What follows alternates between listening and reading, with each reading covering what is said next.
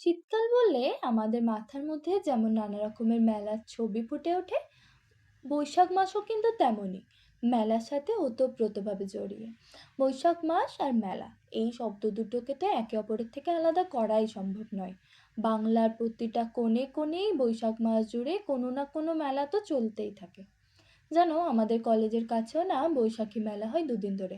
এক কাকুর কাছে শুনেছিলাম, তো আমরা সব বন্ধুরা মিলে গিয়েছিলাম মেলা দেখতে।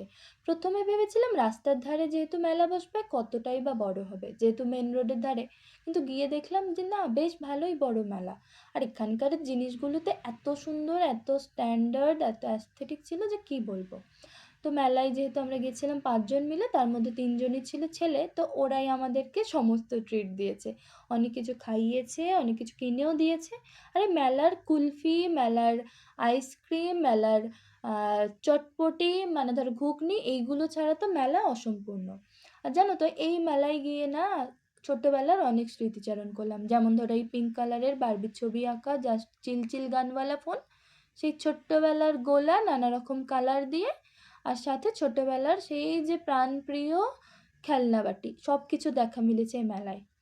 তো চলো, পুরো মেলাটা ঘুরলাম, অনেক কিছু কিনলাম, এবারে রুমে ফেরার পালা। তো তোমাদের সাথে আবার অন্য ব্লগে দেখা হবে। আজকের মতো টাটা।